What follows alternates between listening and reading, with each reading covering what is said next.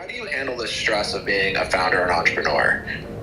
I don't have the stress of being a founder and entrepreneur because I found, this is why I don't like Garyvee. I don't want people to map towards him because he got lucky. I have to remind everybody, I'm 46 years old, I'm gonna be 47 in 3 weeks. I was selling lemonade at 6 as my hobby. I was selling baseball cards at 10 as my hobby. It snowed in Edison, New Jersey, and I grabbed a shovel in my garage, not ran outside with a sled. I love entrepreneurship and work. I am a very loud advocate that I was a DNF student. That was unheard of. I want everybody to understand this. There's people in their 40s here. That was unheard of in the 80s, especially for an immigrant from Eastern Europe. Unheard of. I'm no different than an actress, an athlete, a musician. I've been this guy from the beginning. I'm like Beyonce, LeBron, not that I'm them in entrepreneurship, but like they didn't know they were gonna do anything else in their whole life, neither did I. So when you ask me, do I have stress? I don't have stress, I have gratitude. Every time I'm losing, every time I'm publicly bashed, every time I lose money, I get 39 battle scars a day, but I love it because I don't do this shit for the money or for the fame.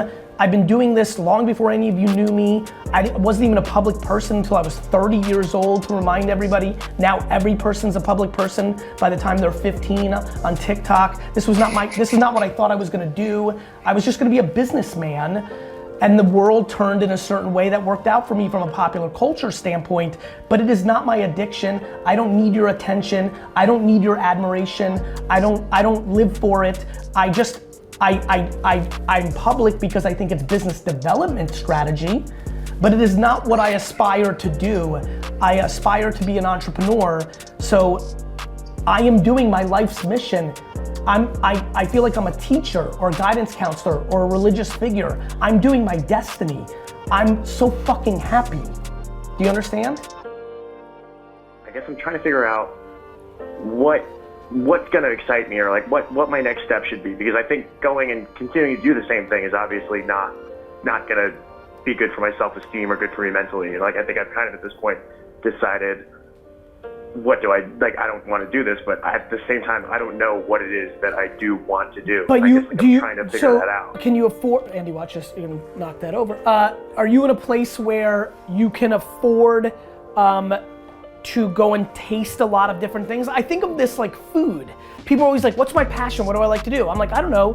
Like, if you only eat pizza and hot dogs, how do you not, know if, foie gras or sushi or lemon soup is your favorite food of all time? I don't know where lemon soup came from. But, are you in a place where you can go and try doing different things? And if you can't, go get a 9-to-5 job that pays your basic life away, and then spend your 5:30 p.m. to midnight tasting other things in startup land or internships. That's the actual practical answer to solve this question. Did we lose him? Is that him calling back? Hello? Hello? Yeah, all right, he's done. All right, let's move on. Yeah, sorry we lost the call. Where you go when you don't know what you want to do is you have to try to do things. It's not super complicated. So if you've got a trust fund, or if you've saved some money, or if you're living, ghetto and don't give a shit and live with 11 roommates and, and can afford to just cancel it out. What you got to do is you got to go and try things. You got to try operations. You got to try sales. You got to try all these different things. That's really just the only option out there. And so you've got to put yourself in a position, whether being humble and ghetto, to go and try things, or maybe you're in a luxury spot where you can go and do that. It's really the only way. You're not gonna find out by guessing. How did you develop a healthy relationship with time, Gary? That's my question. I hung out with 80-year-olds when I was a kid. I gravitated towards grandparents and great-grandparents from a very young age. My best friend when we first came to America, because we were poor and everybody was working, was my great-grandfather. He passed, unfortunately, a year into being in America, but I have always gravitated towards them. And what you learn when you spend time with 80-year-olds, if I could tell anybody anything here, spend time with an 80-year-old that is not your grandparent. Just have a combo, a dinner, strike up a conversation. To this day, the only people I strike up conversations with at airports are people that I think look like Yoda. Like, are they 90? I want to talk to them because they've lived it, they give you context, and I'm practical. Like, you're 36, KP, right? Like, think about this. Think about 15 years ago when you were 21. You probably remember your 21st birthday, right? Yep. It feels like yesterday, and it feels like 7 trillion years ago, right? True. Both are true. Right? So if you think about those 15 years, you can think about how much you've accomplished, how much opportunity you had, whether you accomplished it or not, how many reps, how many at-bats, how much time that actually is. Now, what I do is when I'm 36 and I do that 15 thing, then I go, in 15 years I'll be 51. When you hang out with older people, you realize 51's a child. I have unlimited 50, 60, and 70-year-old friends who act no different than my 30-year-old friends. And so a lot of you see me publicly going deep into youth culture. I love the kids, I love the Gen Zers, the young millennials, but I spend a lot of my not public time with 60, 70, 80-year-olds, and it's context. And that context allows me to understand. Brilliant. Andrew.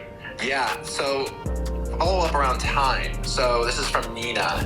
How do you prioritize your time? How do you make decisions on you just gave us a little bit of a sense of older versus younger, but how do you just with 1,000 priorities in a day say this is what I'm going to focus on now, today, next?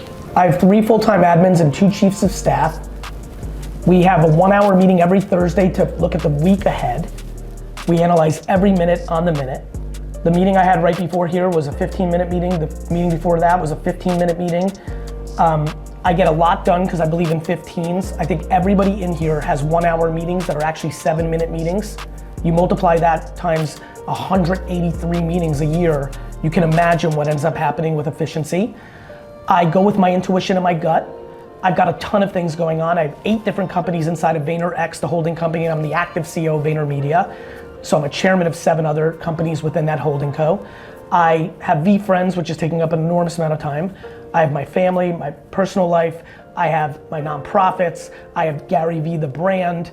I have tons of investments. I have a fund. I have a lot going on. But the real answer, and this is gonna be a bomb, the real answer is I don't judge myself when the last week wasn't as efficient as it could have been. The number one reason that people struggle with time management is because they beat themselves up for not having a productive week, day, or year, and they don't realize that it's just subjective and they're grading their own homework and they're fucking themselves up. I couldn't agree more. I think the productivity culture is sometimes taking us to the extreme. Yeah, because productivity is subjective. When people are like, Gary, you're saying yes to too many things. I'm like, let me tell you something I said yes to that you would have said no to that led to X. And I achieved more financial success with that serendipity than you did with your entire fucking strategy of douchiness. Honestly, what is this? This is karma on top of karma on top of karma. You know, if I can help Andrew, mazel tov. If that program then helps others at the cost associated with it, mazel tov. It's all just fucking good on good on good. And yes, I think the way we do business is gonna be the way everyone does business in the future because it's going to be required to be successful. And if people can move on that version faster, which is more about EQ than IQ, then they'll be more successful, and that's what I want for people. Not successful with money, fucking fuck money. Successful with content and joy and happiness.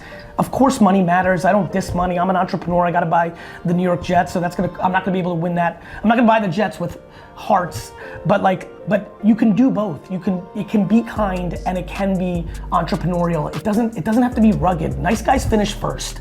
The second you figure out that nice guys finish first, not last, is the second good things will happen in your life.